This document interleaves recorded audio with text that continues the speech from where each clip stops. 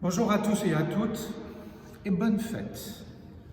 Bonne fête de l'Annonciation. Nous sommes le 25 mars et sur votre calendrier, vous pouvez voir fête de l'Annonciation. La fête de l'Annonciation, c'est la fête de la Vierge Marie, mais c'est d'abord et avant tout la fête de Dieu. C'est la fête de Dieu. Dieu avait un tel désir de venir parmi nous. Et c'est ce que nous fêtons. L'incarnation de Dieu parmi nous. Et Dieu s'est fait homme, et le Verbe s'est fait chair. Cette histoire de l'Annonciation et de l'incarnation, vous le trouvez essentiellement dans l'Évangile selon saint Luc, au chapitre 1, mais aussi, il ne faut pas l'oublier, même si on ne le lit pas durant la liturgie de cette fête de l'Annonciation, dans le prologue de saint Jean, le premier chapitre de l'Évangile selon saint Jean. Cette fête magnifique où beaucoup de pays en Europe désirent consacrer leur pays en ce temps d'épidémie au cœur immaculé de Marie, nous interroge nous-mêmes, comme le pape qui demande que nous prions particulièrement l'Angélus aujourd'hui. Mais qu'est-ce que l'Angélus? Chaque dimanche de fête, il est retransmis dans beaucoup de télévisions et dans certains réseaux sociaux. C'est Angélus du pape à Rome. L'Angélus est célébré en latin, mais nous pouvons le dire dans toutes les langues que nous voulons, et donc en français.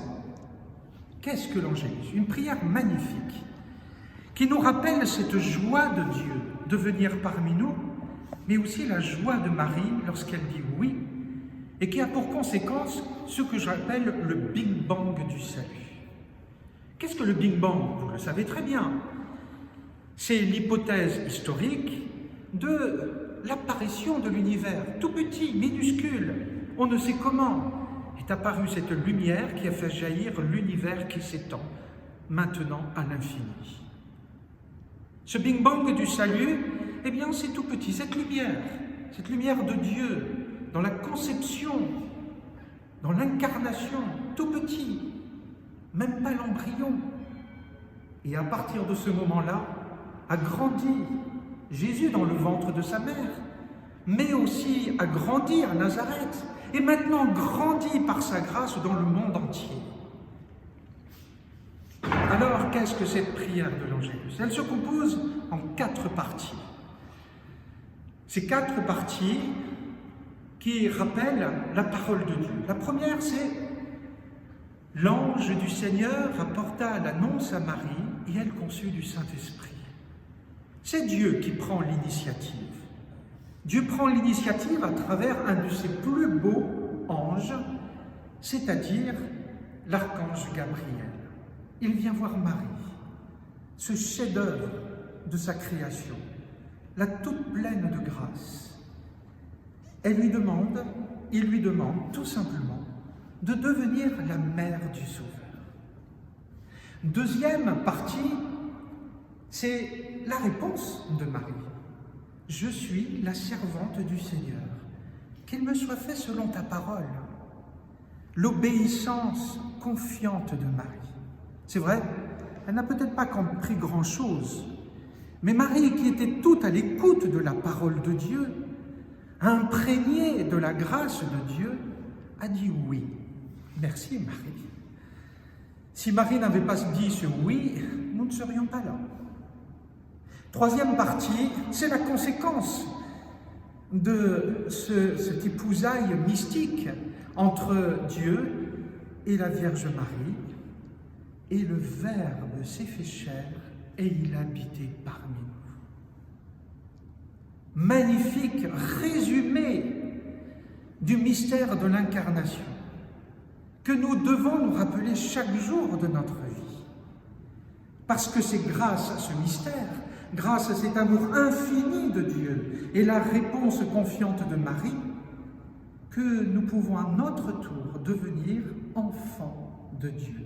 À condition, comme Marie, de dire oui, je suis le serviteur et la servante du Seigneur, qu'il me soit fait selon ta parole. Et la 4e partie, tout simplement une conclusion, qui rappelle que si nous connaissons ce mystère de l'Annonciation et de l'incarnation du Christ, nous demandons que par sa passion, sa croix et sa résurrection, et sa mort et sa passion, nous puissions avoir accès à sa résurrection, ce qu'on appelle le mystère de la rédemption. Nous pouvons entendre ces cloches vers midi ou le soir, une fois 3 coups pour la première partie, une fois 2 coups pour la deuxième partie, 3 coups, une fois 3 coups pour la troisième partie, et ensuite en conclusion, les cloches sonnent à toute volée, comme pour annoncer au monde ou rappeler au monde cette bonne nouvelle de ce Dieu qui nous aime au point de venir parmi nous. Alors, sans les cloches, eh bien, je désire, avec vous, dire cette belle prière dans la joie et la reconnaissance. L'ange du Seigneur apporta l'annonce à Marie, et elle conçut du Saint-Esprit. Je vous salue, Marie, pleine de grâce, le Seigneur est avec vous. Vous êtes bénie entre toutes les femmes, et Jésus, le fruit de vos entrailles, est béni. Sainte Marie, Mère de Dieu, priez pour nous pauvres pécheurs, maintenant et à l'heure de notre mort. Amen. Je suis la servante du Seigneur, qu'il me soit fait selon ta parole. Je vous salue, Marie, pleine de grâce, le Seigneur est avec vous. Vous êtes bénie entre toutes les femmes, et Jésus, le fruit de vos entrailles, est béni. Sainte Marie, Mère de Dieu, priez pour nous pauvres pécheurs, maintenant et à l'heure de notre mort. Amen. Et le Verbe s'est fait chair, et il a habité parmi nous. Je vous salue, Marie, pleine de grâce, le Seigneur est avec vous. Vous êtes bénie entre toutes les femmes, et Jésus, le fruit de vos entrailles, est béni. Sainte Marie, Mère de Dieu, priez pour nous, pauvres pécheurs, maintenant et à l'heure de notre mort. Amen. Priez pour nous, Sainte Mère de Dieu, afin que nous soyons rendus dignes des promesses du Christ. Prions. Seigneur, veuillez répandre votre grâce en nos cœurs, afin qu'ayant connu par le message de l'ange l'incarnation de votre Fils bien-aimé, nous arrivions par sa passion et sa croix à la gloire de la résurrection par Jésus, le Christ, notre Seigneur. Amen. Bonne fête de l'Annonciation, bonne fête de Marie et surtout, bonne fête de l'Incarnation.